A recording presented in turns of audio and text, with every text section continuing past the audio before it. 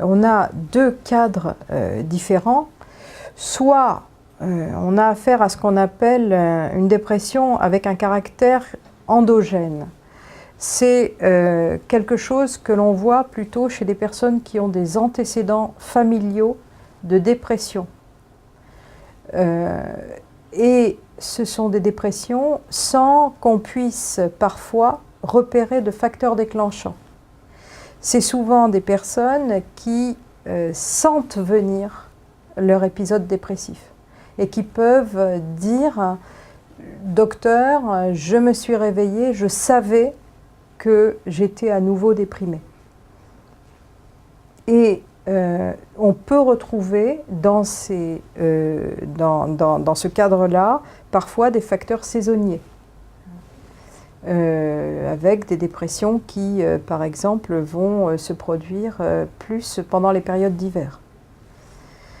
On peut également retrouver chez ces personnes-là une fréquence plus augmentée de troubles du sommeil, avec parfois une hypersomnie, ou bien une grande asthénie, une grande difficulté à sortir de son lit et à se mobiliser quand ils sont déprimés. Dans l'autre cadre, qui sont les dépressions réactionnelles, les sujets sont on retrouve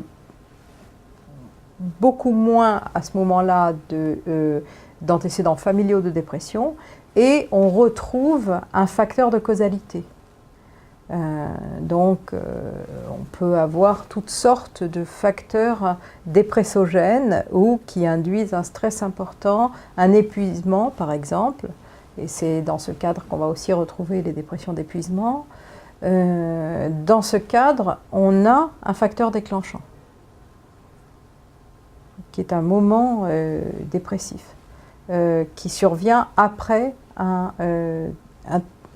traumatisme quelconque dans la vie d'un sujet.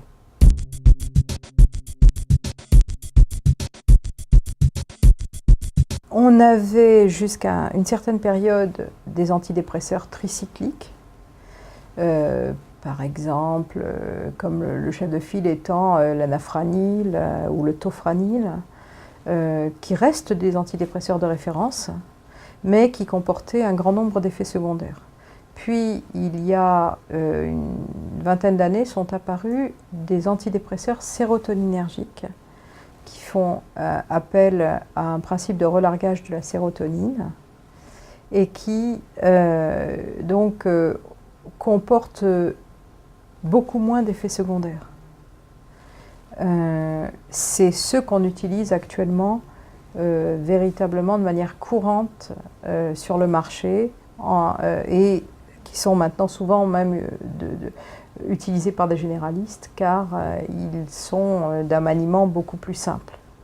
Et puis récemment sont apparus des antidépresseurs avec un mécanisme un peu original, d'abord mixtes, par exemple, qui ne sont pas seulement sérotoninergiques, mais aussi basés sur un changement de la transmission de la noradrénaline, ou bien quelque chose de tout à fait original qui est apparu actuellement, qui sont des agonistes de la mélatonine, qui est une hormone qui régule les cycles veille-sommeil. Et donc, il y a un antidépresseur qui est apparu récemment et qui, en même temps, recadre un petit peu les difficultés de sommeil que l'on peut avoir et qui accompagnent la dépression.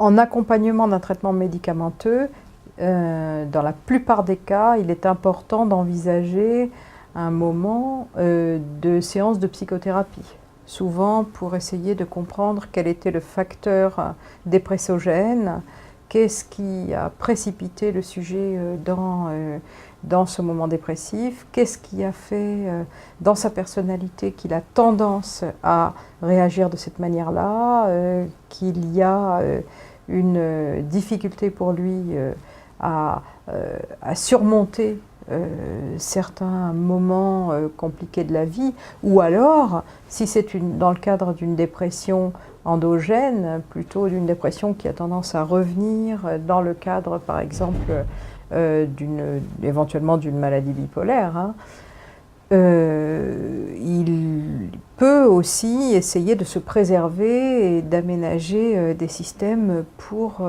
avoir moins de rechutes dépressives.